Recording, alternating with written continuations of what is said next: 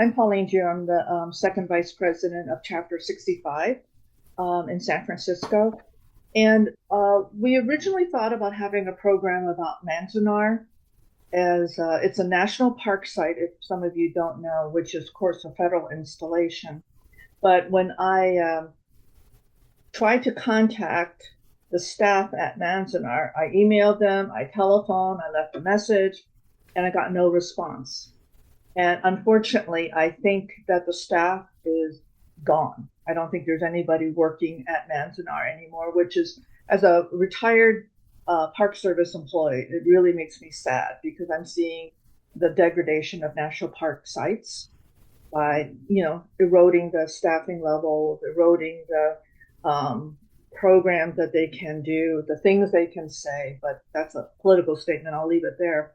But I think Manzanar points us a very interesting and very sad part of history that I don't want anybody to forget. And because I couldn't reach anybody at the Manzanar historic site itself to talk about the facility, I was fortunate enough to find that there is a Manzanar committee, and they work to preserve, alongside with the National Park Service, the site. And that led me to our speaker today, Joyce Okazaki. And her story is interesting. She actually was incarcerated at Manzanar, and we wanted her to have a chance to talk about her experience and what happened to her and her family. So Joyce, I'm going to go ahead and run the CNN video. Is that okay? Yes. All right.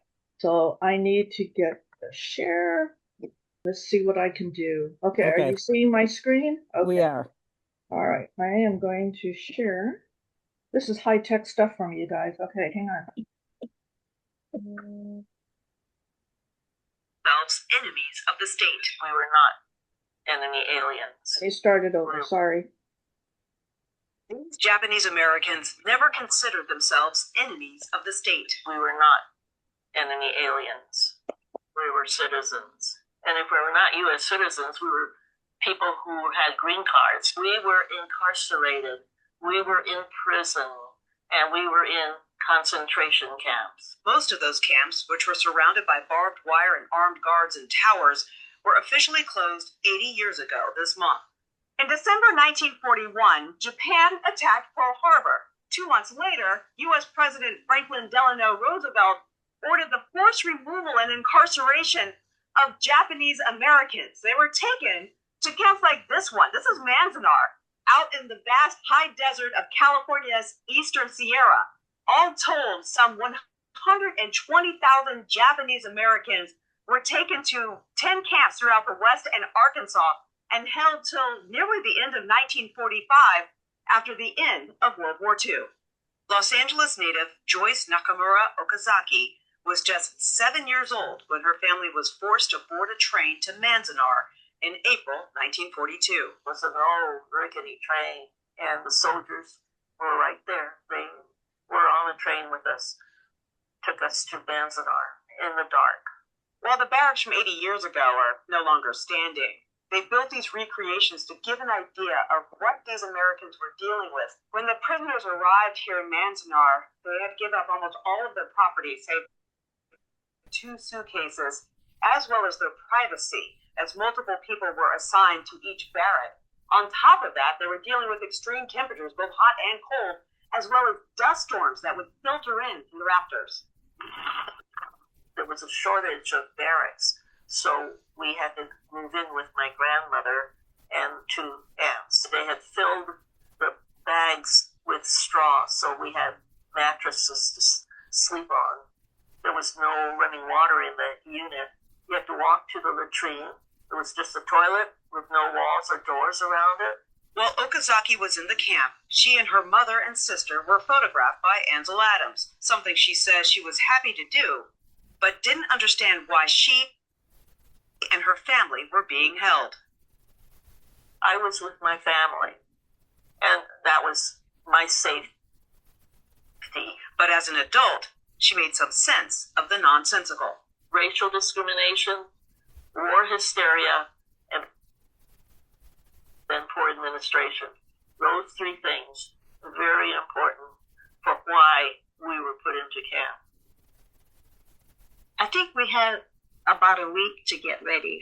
Born and raised in Los Angeles, June Iochi Burke was 10 when her family of 5 was forced to leave their home on May 7th, 1942. We had a 3-bedroom house, everything furnished. We had to leave everything behind. We lost everything. For 5 months, they and others were held in horse stalls at Santa Anita Racetrack, east of Los Angeles, managing to remain patriotic, even those who weren't born in the States. I don't think we felt anything else but American under armed guards and barbed wire, but we're celebrating the 4th of July. From there, Iochi Burke's family was moved to a camp in Arkansas.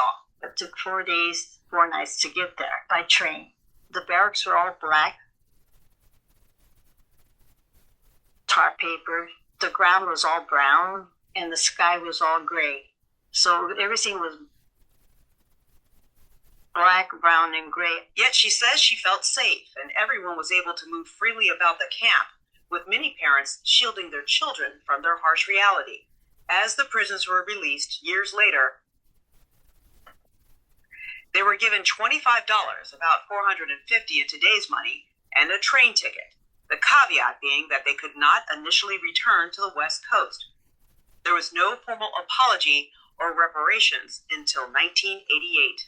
Why is it important to preserve and then share the history of these places where people were held against their will? It's important to remember your history so that it is not repeated again.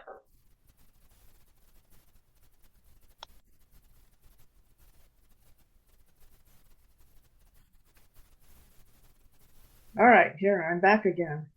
All right, so it is my deep appreciation and honor to introduce Joyce Okazaki, who will now share her personal story with Manzanar. Joyce? Thank you very much for having me come as to speak to your group. I do appreciate any time I am given the opportunity of doing this. I'm going to start with December 7th, 1941. We, our family, which includes my grandparents and aunts, we were all having dinner at a Chinese restaurant in Little Tokyo. I was, of course, 7 years old. And we all left and said our goodbyes and went home. My mother got a phone call from her sister that when they arrived home, the FBI were waiting on the doorstep to arrest my grandfather, and they took him immediately to the federal prison in San Pedro. And of course, for me, I was the oldest of the grandchildren and the kind of the apple of his eye because I was the only grandchild for several years, and he was just very special to me. And so I was very concerned about that. However, we all then, because of Executive Order 9066, we was signed by the president. We were then ordered to leave our homes and move to the east, past the state we were in, or past the 500 miles that was claimed as a military zone. Many of the first people who traveled to the California coast were turned back by the guards of the states that surround California, one of them being Nevada and the other being Arizona. They had to return home, and they reported that to the control units that were there to monitor everybody leaving. And then General DeWitt, who was in charge of the carrying out of Executive Order, changed the orders to everybody staying in place and registering. So we all had to register. Well, my parents did, and then we were assigned a family number, and we were then told when we can leave. We happened to leave fairly early because my aunt was a doctor and was requested by the California Health Department to start up a hospital with her husband, who was also a doctor and a surgeon. And he was put in charge of the medical facilities. So the camp, I think, opened up on March 21st of 1942. And we were assigned to leave on April 2nd, given in how to get to Manzanar by meeting at a railroad crossing right close to Union Station and wait for the train to arrive. And that's where there were the armed military sentries guarding us. Not that we would be escaping. So then we boarded the train there at the railroad siding, the rickety train, and the windows were covered with shades, so we couldn't look out. And we traveled very slowly for I don't know how many hours. And by that time, it was nighttime when we finally stopped at a railroad station along the way. And right now, because I know about the places close to Manzanar, I think it was Lone Pine, but I really don't know. So there we were. We got off the train and boarded some Army transport trucks with benches in the back. And in small groups, we were transported to Manzanar, where we were met. When we got there, we also had to wait for our luggage, which came on a different truck. And when we got there, my uncle was waiting for us at the entry with a flashlight because it was very dark and we couldn't see our way. And he took us all the way from the entry point of the camp all the way back to where we were to sleep. And this was going to be in Block 12. So there we walked and we arrived there, and we had to stay with my grandmother and two aunts because, of course, my grandfather was in prison. And, of course, I saw these iron cots with straw mattresses, and that's what we had to sleep on that night. There was no running water in the unit, so we had to walk to the latrine, which you saw in the newsreel. That was a rebuilt latrine. It wasn't the one that was originally in at 1942. And so there we stayed. We had to walk to the mess hall for food. I was really hungry, but there was no food to eat because we had been on the train, and I don't think we had any food to eat on the train. So we just went to sleep that night. The next morning, we had to get up and walk to the mess hall for breakfast, which I don't even remember what kind of food we ate, but that was it. And the executive order 9066 required that all Japanese Americans or Japanese, anybody with a Japanese 1/16 Japanese blood had to go to camp. This meant that babies in orphanages if they were part Japanese, they had to go to camp.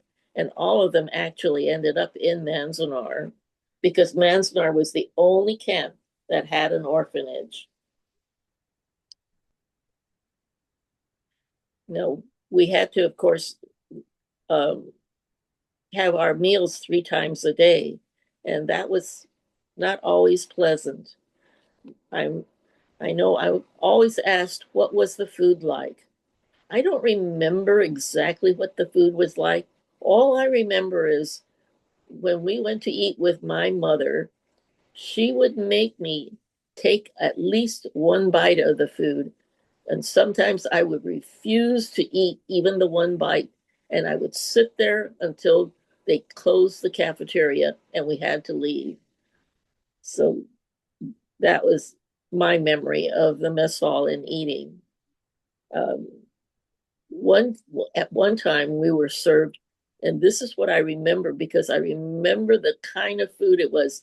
We were served squid, and it was not the kind of calamari you eat in today's restaurants. This was all the squid where it was dumped into boiling water, and maybe they put a little soy sauce in. I really don't know. And they would pull it out and they served it on your plate. And there it was, very rubbery squid, very little flavor, and the center cartilage of the squid still there. It was awful. I took one bite of it and I would not eat any more of that. Uh, Unfortunately, squid today, in in the cooked in the modern way, is really delicious. So there I was. Then school. I went to a Maryknoll missionary school, which had all Japanese because it was a missionary school that was stationed in the little Tokyo area of Los Angeles. And it had all Japanese classmates. And so when the executive order 9066 was signed and all the orders were given to be removed, the school knew that we would all be leaving, and they closed the school at the beginning of March. So there I was in second grade, not and in the beginning of March, and not able to finish that grade. School. When we went to camp, there was no school. School didn't start again until the fall of that year, because they hadn't had a superintendent of schools, which they hired later on, and she organized all the different grades, hired the teachers, and discussed the curriculum. And so when school started in the fall, I told my mother I was not going to go back to second grade. I'm going to go to third grade. And so I did go to third grade. And the teacher was very, very nice and very well educated in instructing us. And we learned a lot. And by the time I was finished with third grade, we were all given a test, all of the students. And when I had a conference with the teacher, I mean, our parents had a conference with the teacher, she said that my grades, my results were such that I could go to summer school for fourth grade, and I could go into fifth grade in the fall. And of course, I wanted to do that, and so my mother agreed, and that's what I did. And I was in fifth grade in the fall, and then I don't really remember the name of the teacher because I really did not learn very much.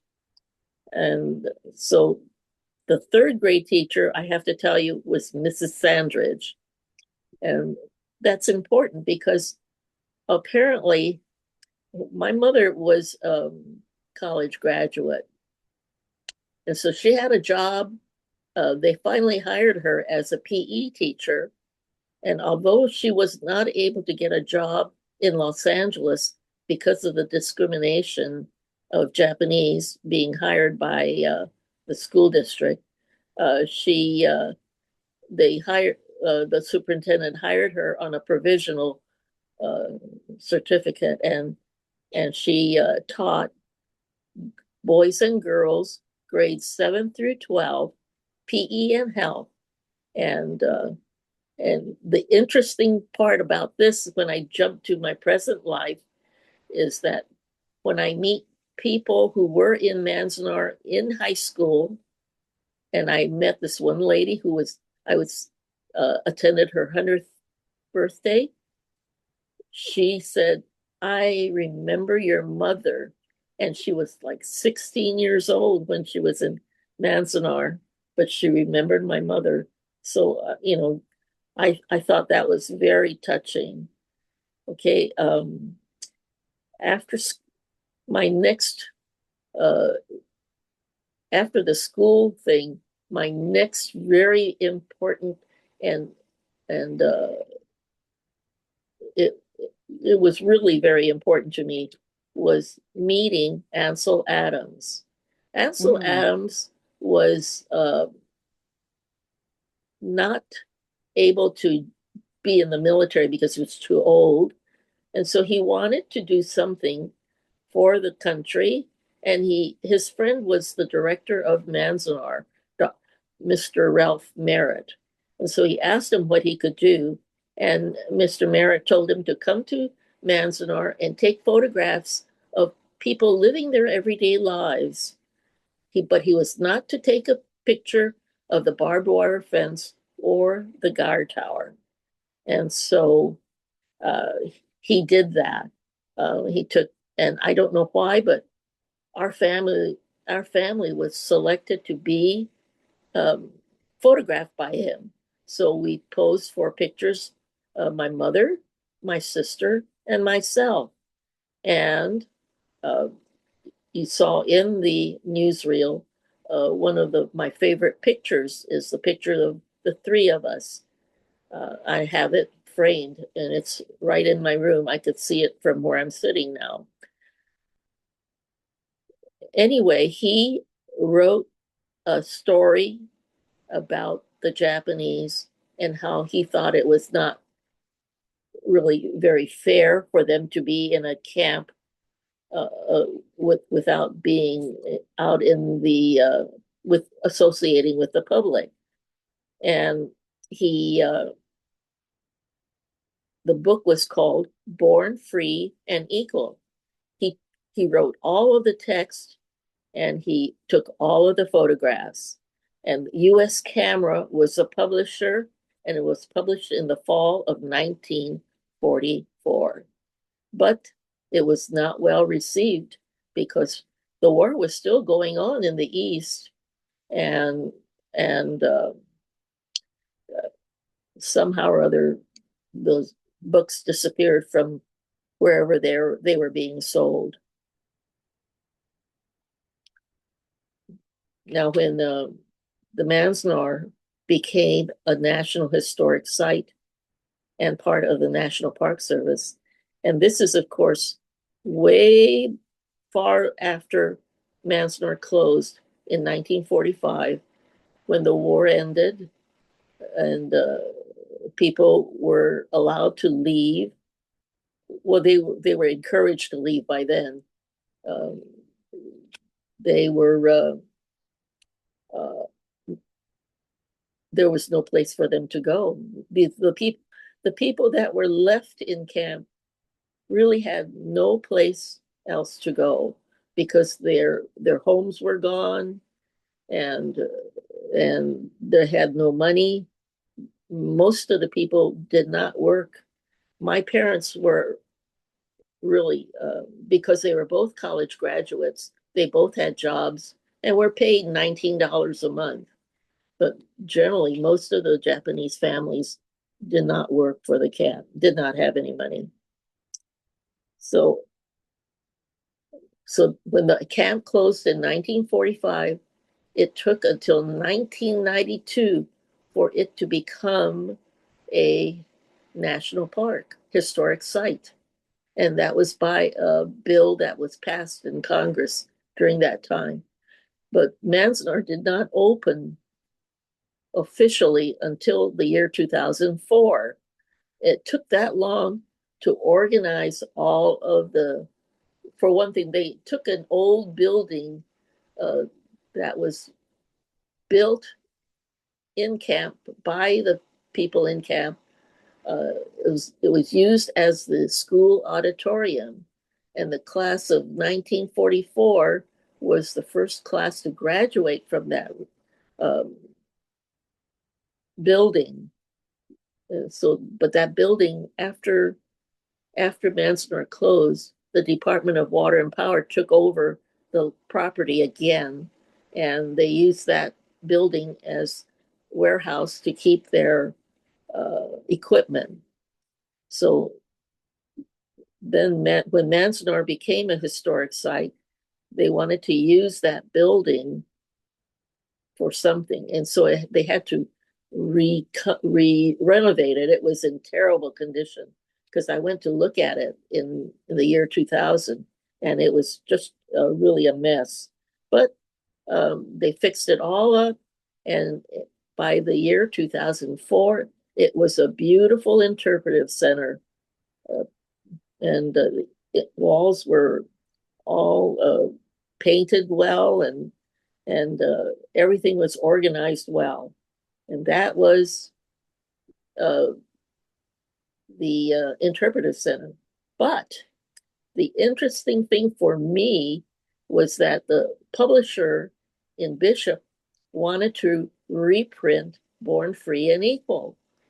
And she went to Washington, D.C., to the Library of Congress archives, and got all of the negatives, a copy of the negatives, all in good order, and had the book reprinted.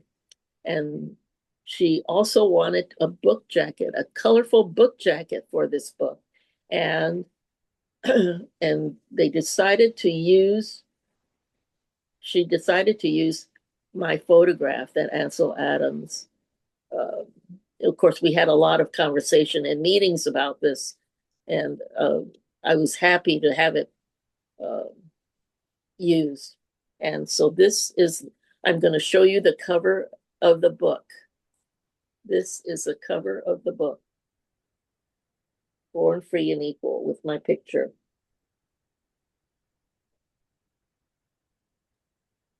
There. And that was published in 2001, and it by this time of the years, it is sold out, and it's a rare book also. And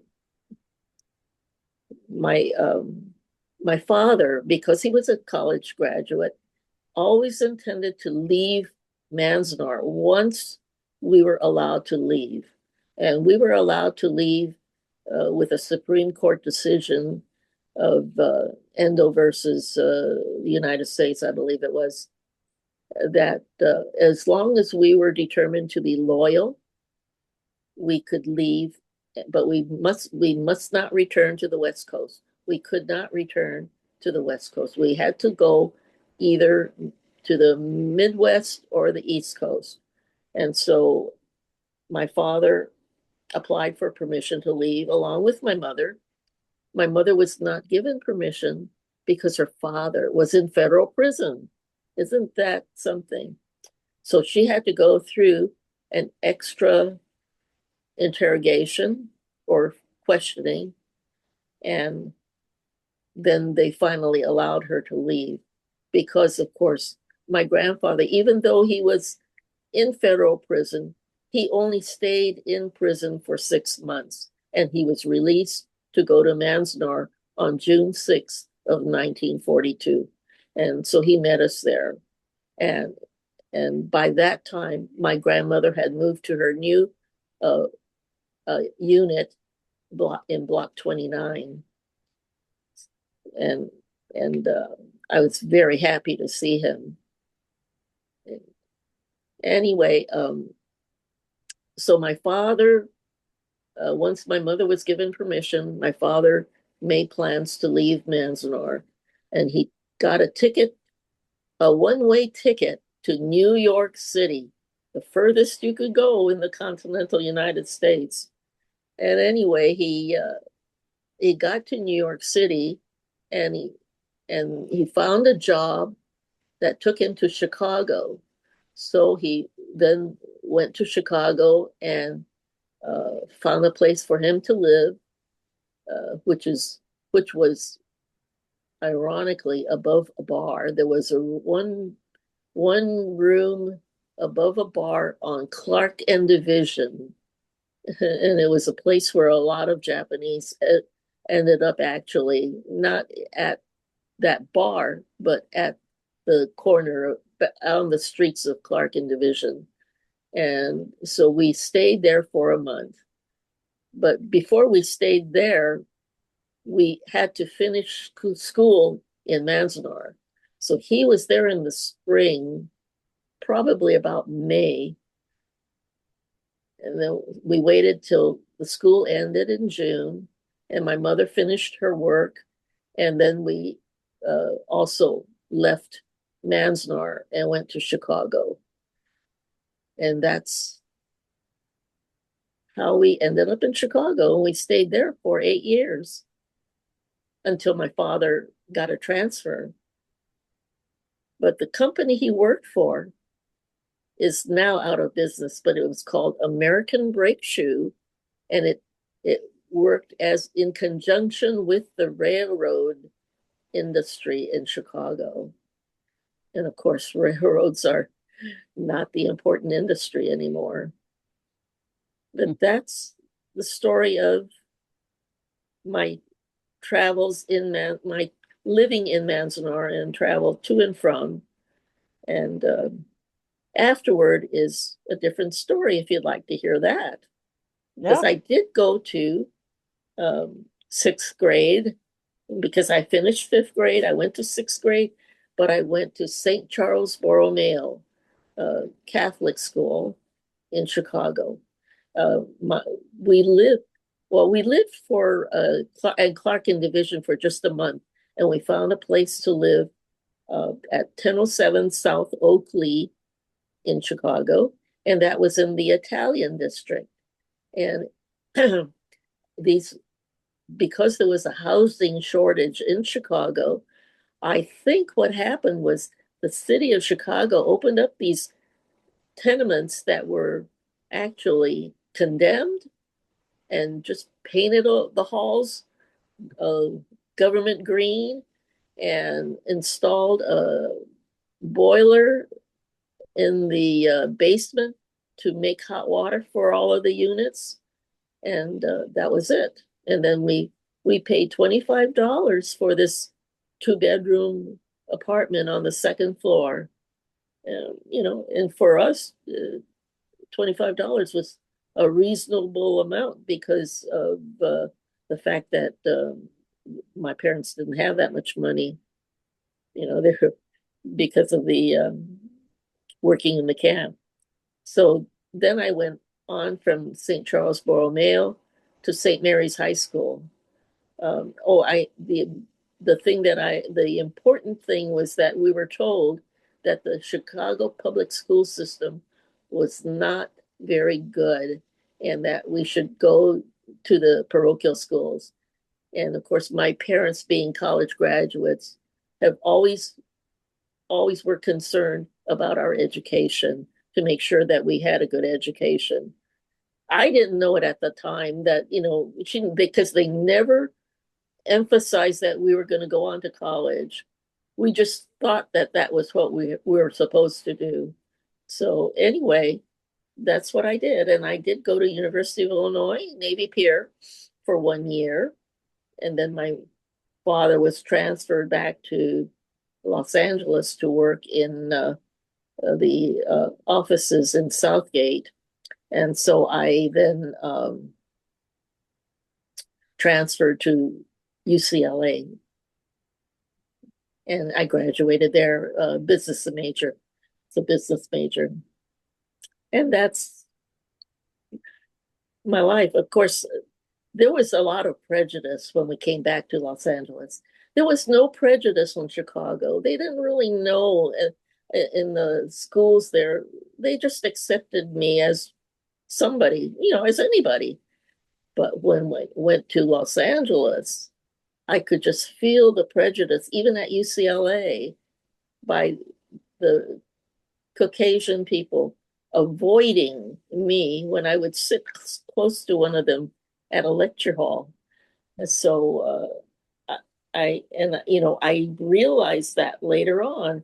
It didn't occur to me in Chicago because everybody accepted me as a person, and they were friendly to me. But in Los Angeles, it was totally different.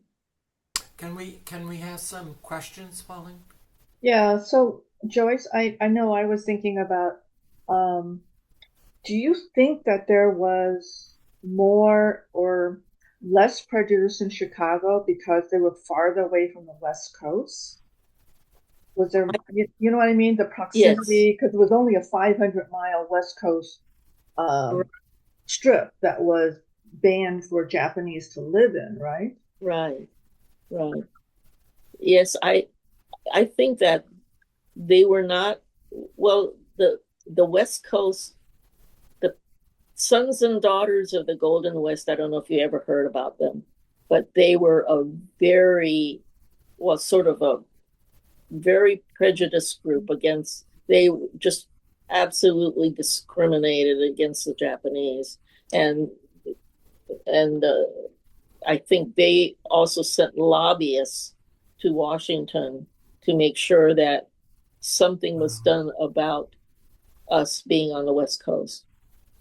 Yeah, I know that one of the postings I saw on FedHub when we were advertising Joyce's program is that somebody said, well, let's not forget that there was a lot of fear on the West Coast that the Japanese would kill us. And I shared that with Joyce, and she kind of laughed out loud because, I mean, they're American citizens, but it was, I think, that war hysteria. Yeah. Yeah, and I think the other thing I would mention too is that you mentioned your father was college graduate. Yes. He studied architecture. Yes. And yet he had to work picking potatoes. I mean, that's the kind of work that he could get. Right. Actually, this book, Born Free and Equal, the publisher allowed me to write a little essay on the back because my father's picture is not included. And so on the back side of the book, and the back flyleaf of the book, I wrote about his not being in the picture because he was busy picking potatoes in Pocatello, Idaho. That's very difficult to say. And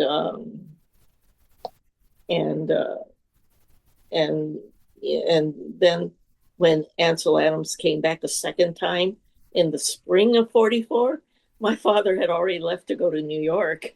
So he lost out on both times. But my father was a very handsome man. He was very good looking. Why was your grandfather arrested and kept in jail for 6 months? Because we never really found out, and I wanted to get his papers, because everybody had to fill out information on an application type paper. Every person that went to any camp. So I tried to look for his papers, and they were not to be found. And everywhere where they said, oh, they're going to be in file number such and such in this building, I checked every building that it was supposed to be in, and it was not found. And so I tried to find out how I could get those papers. And they probably I think the last person told me that I'd have to contact the immigration office. And I didn't want to do that. I mean, immigration was so far removed from what he was doing. But I think there were many men that were arrested either that night or after that night that were held until the end of the war. My grandfather was only there for 6 months. He spoke English and he could answer any question in English. He was not a leader of a martial arts or Japanese language. He didn't, he was not a teacher of any of those uh, sort of banned or questionable things. And what my aunt who took him things when he was in federal prison in San Pedro, because he left without clothes and everything. They just took him. So she brought the clothes and things to him in San Pedro, and she said that it might have been because he donated money to some organization in Japan, and then he was targeted for that. But my grandfather was very wealthy man for someone who came with nothing, start out with nothing. And when you first come to the U.S., and he built up his own fortune by being a store owner. He owned a store that sold working clothes, dry goods, Levi's, the jean type clothes, and work shoes at this store. And it was across the street from the city hall on Main Street. And he did very well because he would take orders from the Mexican farm workers. He would fill the orders and wrap them up and mail them to Mexico for the people. And so they like to come and buy things from him. And on the weekends when they were off, they would just line up in front of his store in droves. And so they would be busy all day Sunday, with taking the orders and the gifts and them. And he did very well. And instead of putting his money into any of the Japanese banks, there was a bank on Main Street, just down a few storefronts from him. It was called the Bank of Italy. And Bank of Italy was owned by Giannini, remember? Mm-hmm. Which was then Bank of America. That's right. It became Bank of America. And to the I think after Giannini passed, and my grandfather still did business with Bank of America. He could go in at any time. He'd call them up, and they would make an appointment for him at 4:00 in the afternoon, after the bank is closed, just to be able to do any business with him. It sounds to me like your parents were much more fortunate than some, that there had to be people. You're telling us about people who really didn't want to leave the camp because they had nowhere to go. That's right. And so, I guess, I don't know, do you have any insight about that and how those folks with no money, no nothing, they were all, actually, I have this book. It's called the Encyclopedia of Japanese American History. Of course, I haven't read it page to page. I mean, it's a very thick book.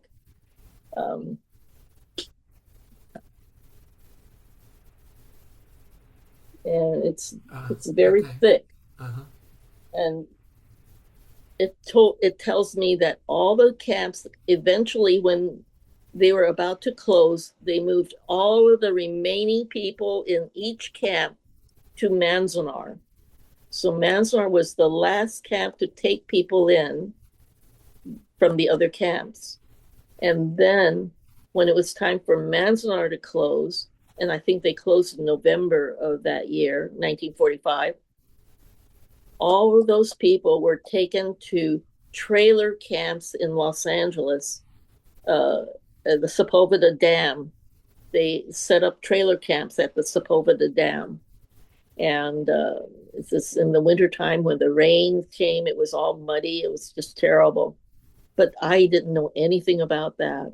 And I only learned about it when I was sitting on a panel with some people who are called the resistors. They resisted being drafted, and they had to go and serve time in the prison.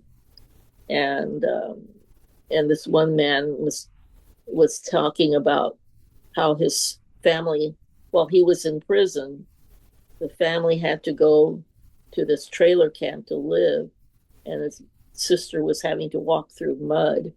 And he actually cried on the panel there. And I was absolutely shocked because I had no idea that had happened. It's sort of odd that they would take him to the West Coast. Right? I mean, yeah, if there was such fear and hysteria, right? So, Yeah. are there any other questions from the group? Yes, Janice, unmute yourself.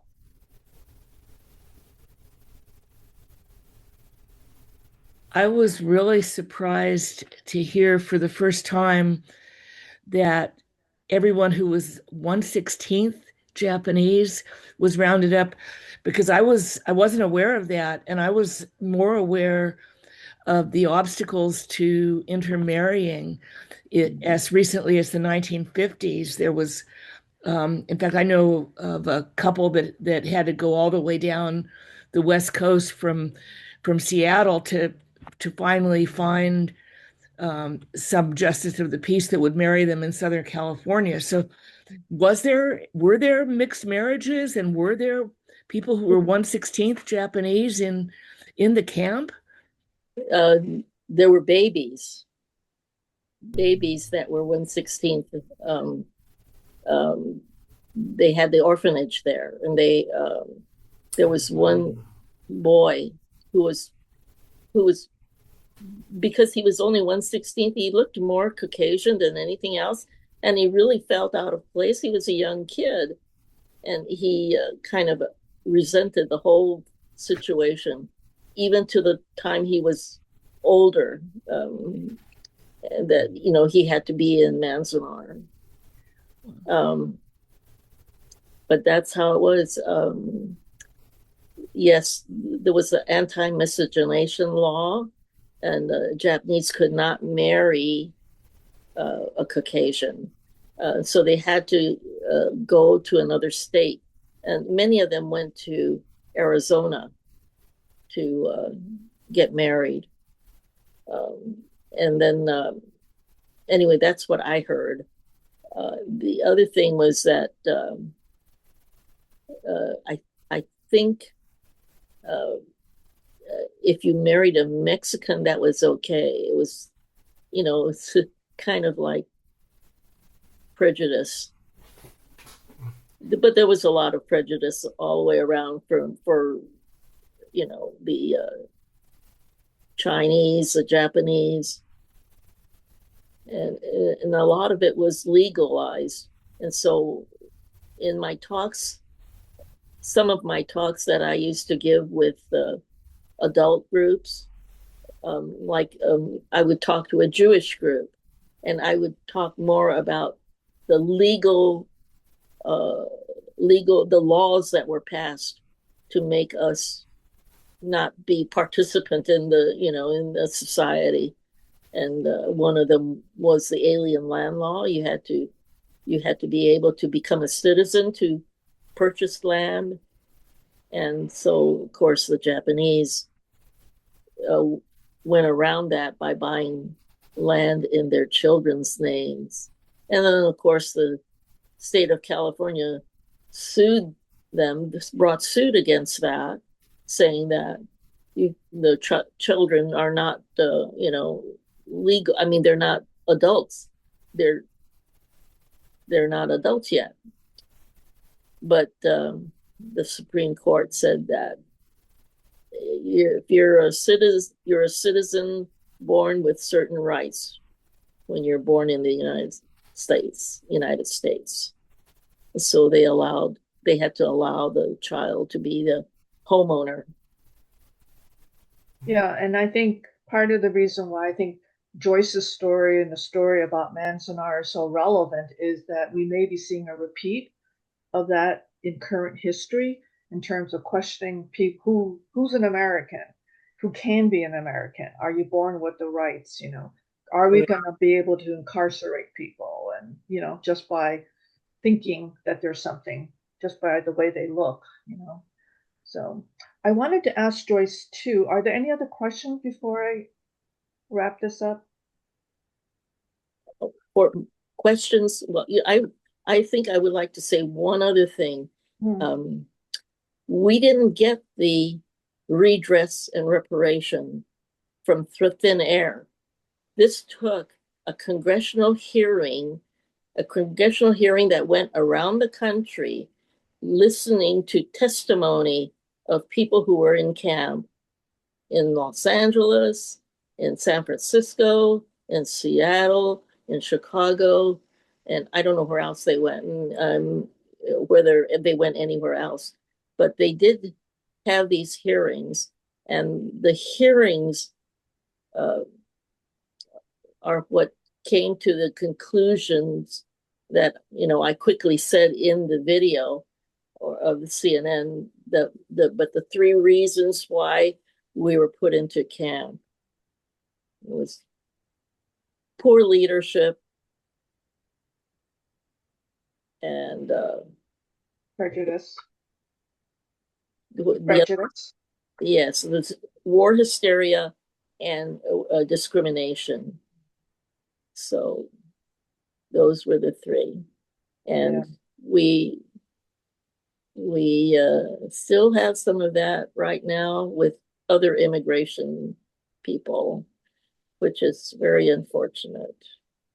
Yeah, and that's why it's important to remember. I was going to just share an aside too, that as a Chinese person, that I had seen photographs of Chinese people during the wartime wearing buttons that said "I'm Chinese," right? Just so they don't get mistaken as Japanese and carted away. But can you also talk, Joyce, about what the significance of tomorrow's anniversary is? Oh yes, tomorrow is February 19, and February 19, 1942 is the day that Executive Order 9066 was signed. And so the Japanese community not celebrate, recognizes and honors the day as Day of Remembrance. And we then talk about all the things we can do to improve our communities. And we hold, the Manzanar committee doesn't do the Day of Remembrance. We do the Manzanar pilgrimage once a year. On the last Saturday in April, we have a pilgrimage to Manzanar, and we have some kind of a title or a motto for that pilgrimage. And last year, I suggested, because we were just going to be having this new administration again, the second time, I said, first we have to have truth, justice, and democracy. So that was the title of our pilgrimage last year. This year is something similar to that, but I decided I would keep my mouth shut this time because they accepted they said, well, don't you want other words with it? I said, no, it's got to be specific. And it worked out very well for this last pilgrimage because people were commenting about the title, that's truth, justice, democracy. One follows the other. And I think that's a great ending for today's presentation. Thank you so much. Oh, you're welcome. Thank you Joyce, very much. Really, really appreciate it. Thank you.